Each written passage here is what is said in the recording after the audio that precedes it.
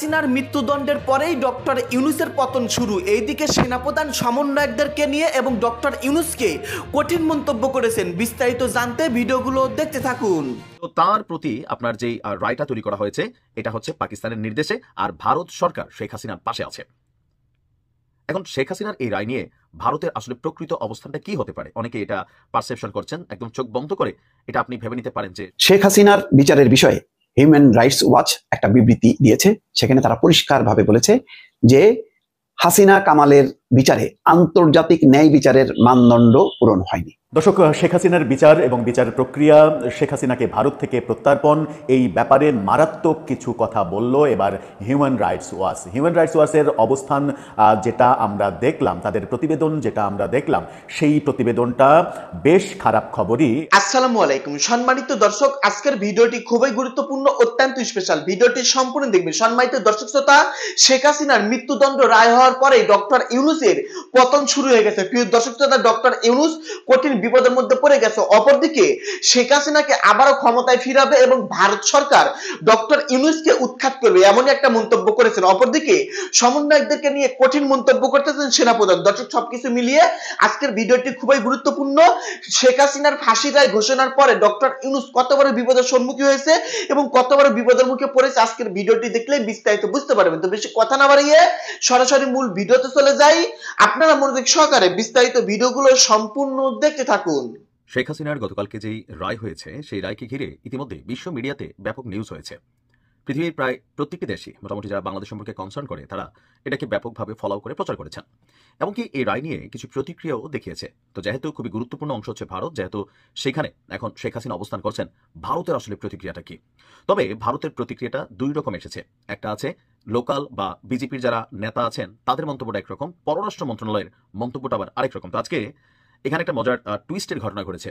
শেখ হাসিনার এই রায়কে কেন্দ্র করে বিজেপির একজন বাংলাদেশের পরিচিত মুখ শুভেন্দু প্রায় বাংলাদেশ এবং 5ই আগস্টের পর বাংলাদেশের মধ্যে তিনি ব্যাপক পরিচিতি লাভ করেছেন, কারণ তার ম্যাক্সিমাম বক্তব্যই আওয়ামী লীগ, শেখ হাসিনা এবং ডক্টর ইউনূস সহ বাকিদের বিরুদ্ধে বা বাংলাদেশকে পাকিস্তানের অঙ্গরাজ্য পরিণত করা হচ্ছে এমন দাবি নিয়ে যে সবসময় কথা বলে, সেই শুভেন্দু আপনার একটা বক্তব্য দিয়েছে। তার বক্তব্য হচ্ছে যে শেখ হাসিনার ফাঁসির রায়টা এটা বেসিক্যালি পাকিস্তানের ইশারায় বা পাকিস্তানের নির্দেশে এই রায়টা দেওয়া হয়েছে, আর এই রায়টা কার্যকর হবে না। কেন হবে না? কারণ তার বক্তব্য শেখ হাসিনা প্রগতিশীল, শেখ হাসিনা উগ্রবাদীদের সাথে ছিল না। তো তার বক্তব্য হচ্ছে যে ঘনিষ্ঠ প্রতিবেশী হিসাবে আপনার বাংলাদেশের সাথে ভারতের যে সম্পর্ক, সেই সম্পর্ককে আরো অনেক দূর এগিয়ে নিয়ে এসেছিলেন শেখ হাসিনা। তো তার প্রতি আপনার যেই রায়টা তৈরি করা হয়েছে এটা হচ্ছে পাকিস্তানের নির্দেশে, আর ভারত সরকার শেখ হাসিনার পাশে আছে। এখন শেখ হাসিনার এই রায় নিয়ে ভারতের আসলে প্রকৃত অবস্থানটা কি হতে পারে, অনেকে এটা পারসেপশন করছেন। একদম চোখ বন্ধ করে এটা আপনি ভেবে নিতে পারেন যে শেখ হাসিনাকে আসলে ভারত ফেরত দিবে না, নাম্বার 1। নাম্বার 2 হচ্ছে ডক্টর ইউনূসের সরকার গেল 15 মাসে শেখ হাসিনাকে ভারত থেকে বাংলাদেশে ফিরিয়ে আনার জন্য 2টা চিঠি ছাড়া আর কোনো রকম বড় ধরনের কোনো অ্যাক্টিভিটিস করেন নাই। ইভেন এটা নিয়ে আমাদের পররাষ্ট্র উপদেষ্টা যিনি আছেন তৌহিদ সাহেব, তিনি কিন্তু একবার একটা বক্তব্য দিয়েছিলেন এবং ভারত থেকেও কিন্তু বেশ কয়েকবার আসছে যে কোথাও না কোথাও ডক্টর ইউনূসও তিনি তার একটা বক্তব্য বলছিলেন যে শেখ হাসিনা যেন ভারতে চুপ থাকে। তো এইগুলার মেইন রিজনটা হচ্ছে যে ডক্টর ইউনূস তিনি আসলে নিজে বা তার যেই কি বলা যায় অদূর ভবিষ্যৎ, এটা আওয়ামী লীগের হুমকির মুখে তিনি পড়তে চাচ্ছেন না বা নিজেকে ঠেলে দিতে চাচ্ছেন না। কারণ তার সরকারের সময় ধরেন সর্বোচ্চ চাপটা প্রয়োগ করে ভারত থেকে আনা এটা অসম্ভব। তারপরেও যদি ভারত ফেরত দিতে চাইতো বা এরকম হয়তো, তাহলেও কি আসলে বর্তমান সরকার আপনার মনে হয় যে আসলে শেখ হাসিনাকে বাংলাদেশে ঢোকানোর মতন বা ফেরত আনার মতন দুঃসাহস দেখাতে? আমি দুঃসাহস এই কারণে বলছি যে শেখ হাসিনা বাংলাদেশে পা দিবেন, আবার বন্দি অবস্থায় দেন, সীমান্ত দিয়ে দেন বা যে কোনো সিচুয়েশনে দেন, সাথে সাথে আওয়ামী লীগের যেই নেতা নেত্রীরা আছেন বা কর্মীরা আছেন, ঘুমন্ত অবস্থায় আছেন, পলাতক অবস্থায় আছেন, যে যেখানে আছেন, শেখ হাসিনাকে ফাঁসি দেওয়ার জন্য ভারত থেকে নিয়ে আসা হচ্ছে বা তিনি এয়ারপোর্টে আসছেন, এরপরের দৃশ্যপট এটা আপনি চোখ বন্ধ করলেই দেখতে পাবেন যে এই দেশটা মুহূর্তের মধ্যে একটা রণক্ষেত্রে পরিণত হবে। ইভেন এটার ইফেক্ট সব জায়গায় পড়বে, সচিবালয় থেকে শুরু করে আইন শৃঙ্খলা বাহিনী, সেনাবাহিনী থেকে শুরু করে চৌকিদার আনসার, জনগণ থেকে শুরু করে স্কুলের ছোট বাচ্চা, প্রত্যেকের মধ্যে একটা ডিভাইডেশন আসবে, এটা 100%।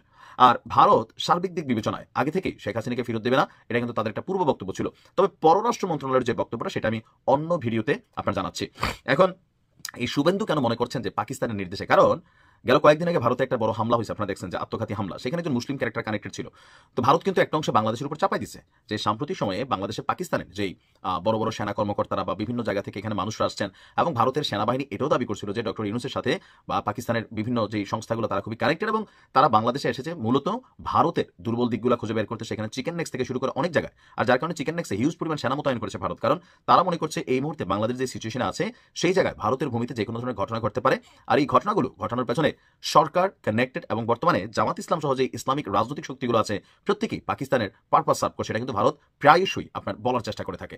তাদের গণমাধ্যম থেকে শুরু করে তাদের ইনফ্লুয়েন্সাররা আপনি যদি দেখেন এই টাইপের বক্তব্য প্রতিনিয়ত দিয়ে আসছে। তো অ্যাজ এ রেজাল্ট ভারত মনে করে যে বাংলাদেশ যেহেতু 3 দিক দিয়ে ভারত, সো খুবই গুরুত্বপূর্ণ একটা অবস্থান বাংলাদেশের। তো এক্ষেত্রে এখানে এমন একটা সরকার থাকতে হবে যে সরকারটা ভারতের জন্য ক্ষতিকর না।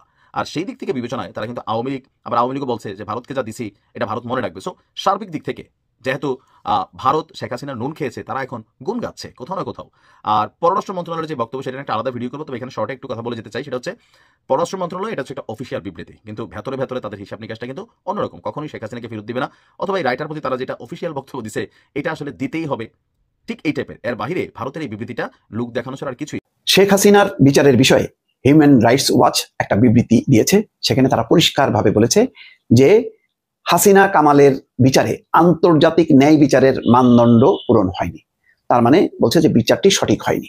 কেন হয়নি তার একটা বিস্তারিত তারা ব্যাখ্যা দিয়েছে। দর্শক, মানে দেখেন, আজকে হিউম্যান রাইটস ওয়াচের এই বিবৃতিটা একেবারেই বলা যায় শেখ হাসিনা বা আওয়ামী লীগের পক্ষে। এই হিউম্যান রাইটস ওয়াচ গত 15 বছরে যতবার বিবৃতি দিয়েছে সবগুলি ছিল শেখ হাসিনার সরকারের বিরুদ্ধে, এবং তখন রীতিমতো বলা হতো যে হিউম্যান রাইটস ওয়াচ এই সংগঠনটা, অর্থাৎ HRW হচ্ছে বিএনপি জামাতের অঙ্গ সংগঠন। কত রকম ভাবে তারা ভৎসনা করেছে, নিন্দা করেছে। আজকে দেখেন এই প্রতিষ্ঠানই ঘুরে ফিরে আওয়ামী লীগ এবং শেখ হাসিনার পক্ষে চলে আসলো গুরুত্বপূর্ণ একটা বিচারের ব্যাপারে, যে বিচার নিয়ে বাংলাদেশে রীতিমতো তোলপাড় চলছে, নানা রকম আলোচনা চলছে, এবং সবগুলো রাজনৈতিক দল, এখনকার অবস্থিত যে রাজনৈতিক দলগুলো আছে তারা এটাকে কংগ্রাচুলেট করেছে। কিন্তু হিউম্যান রাইটস ওয়াচ তার অবস্থান থেকে এটার সমালোচনা করেছে। তবে তারা বলেছে হত্যাকাণ্ড সংঘটিত হয়েছে, এটা যথাযথ ন্যায় বিচার হওয়া উচিত ছিল, এবং তারা পরিষ্কারভাবে বলেছে যে 1400 মানুষের মৃত্যু এবং তাদের যেই স্বজনদের বিচার পাওয়ার অধিকার আছে, কিন্তু বিচারের প্রক্রিয়া নিয়ে আপত্তি তুলেছে হিউম্যান রাইটস ওয়াচ। তারা কি বলছে যে মানবতা বিরোধী অপরাধে মৃত্যুদণ্ড দেওয়া হয়েছে শেখ হাসিনা এবং কামালকে।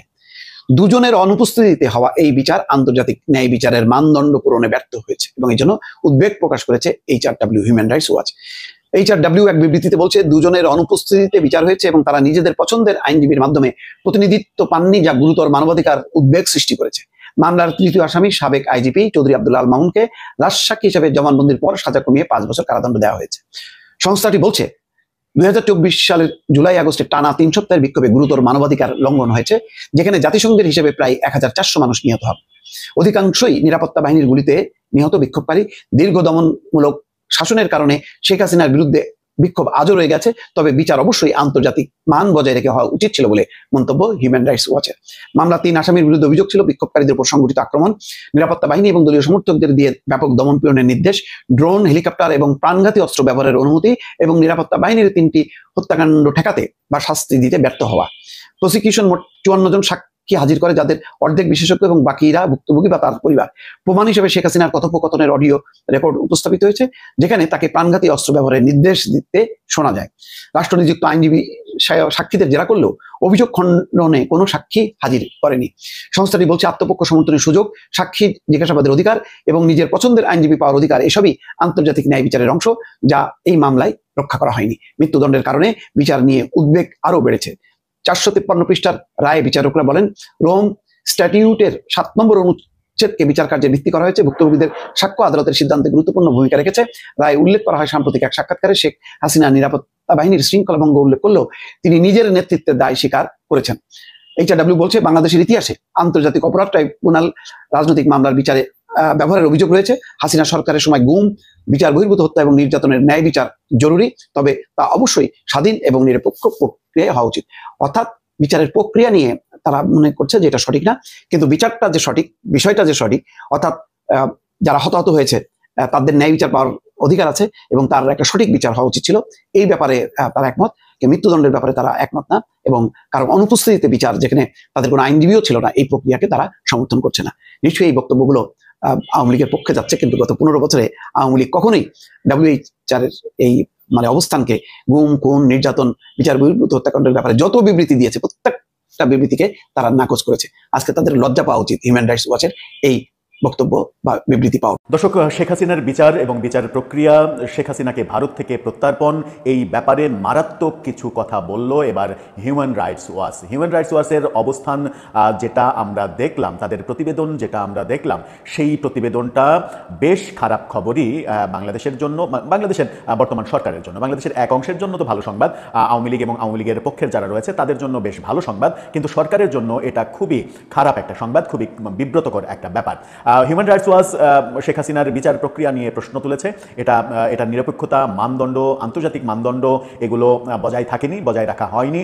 মৃত্যুদণ্ডের বিরোধিতা করা, সাথে সবথেকে বড় যে ব্যাপারটা তারা বলতে চেয়েছে ভারতের প্রতি, সেটা হচ্ছে যে ভারতের বিবেচনা করা উচিত যে এইরকম একটা মানে বিচারের মাধ্যমে যাকে মৃত্যুদণ্ড দেওয়া হলো সেই দেশে শেখ হাসিনাকে পাঠানো তাদের আদৌ উচিত হবে কিনা, যেখানে নিশ্চিত তাকে ফাঁসিতে ঝুলিয়ে মারা হবে। আমি ব্যক্তিগতভাবে অনেক বেশি অবাক হয়েছি হিউম্যান রাইটস ওয়াচের এই অবস্থান দেখে। এই অবস্থান বাংলাদেশের বোধহয় সরকারের কোনোভাবেই কাম্য ছিল না। কি অবস্থান জানালো হিউম্যান রাইটস ওয়াচ, সেগুলো একটু বুঝে ওঠার চেষ্টা করব। তারা কোন কোন পয়েন্টে কথা বলার চেষ্টা করেছে, কি কি বিষয় তুলে আনার চেষ্টা করেছে যে এই বিচারকে তারা প্রশ্নবিদ্ধ করছে। থাকবেন পলিটিক্স টিভির নিয়মিত আয়োজনে।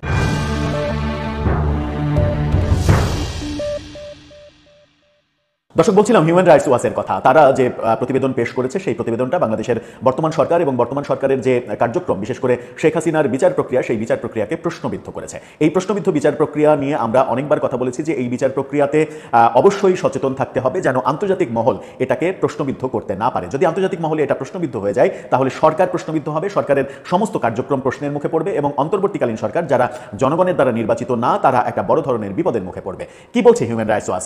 ইত্তেফাকের শিরোনামটা দেখলেই বুঝতে পারবেন। সেখানে বলা হচ্ছে হাসিনা কামালের বিচার আন্তর্জাতিক ন্যায় বিচারের মানদণ্ড পূরণ হয়নি। আন্তর্জাতিক মানদণ্ডের আন্তর্জাতিক ন্যায় বিচারের মানদণ্ড বলতে হিউম্যান রাইটস ওয়াচ তাদের ভাষায় কি বোঝাতে চাইছে চলুন একটু তাদের বিস্তারিত অভিমতে বোঝার চেষ্টা করি। আদালতের কোন কোন প্রক্রিয়াকে তারা প্রশ্নবিদ্ধ করছে। বাংলাদেশের আন্তর্জাতিক অপরাধ ট্রাইব্যুনালে ক্ষমতাচ্যুত সাবেক প্রধানমন্ত্রী শেখ হাসিনা এবং আসাদুজ্জামান খান কামালের যে বিরুদ্ধে যে বিচার, এই বিচার আন্তর্জাতিক ন্যায় বিচারের মানদণ্ড পূরণে ব্যর্থ হয়েছে বলে উদ্বেগ জানিয়েছে হিউম্যান রাইটস ওয়াচ। এইচআরডব্লিউর এক বিবৃতিতে তারা বলেছে দুজনেরই অনুপস্থিতিতে বিচার হয়েছে এবং তারা নিজেদের পছন্দের আইনজীবীর মাধ্যমে প্রতিনিধিত্ব পাননি, যা গুরুতর মানবাধিকার উদ্বেগ সৃষ্টি করেছে। খুবই স্পষ্ট দুটা ব্যাপার, সেটা হচ্ছে যে আসামির অনুপস্থিতিতে বিচার হয়েছে এক, আর তারা নিজেদের পক্ষে লড়ার মতো আইনজীবীর সহায়তা পাননি, আইনজীবী নিয়োগ দিতে পারেননি এবং সরকার যে আইনজীবী নিয়োগ দিয়েছিল সেই আইনজীবী কি করেছেন, কীরকম হাস্যকর পরিস্থিতি তৈরি করেছেন।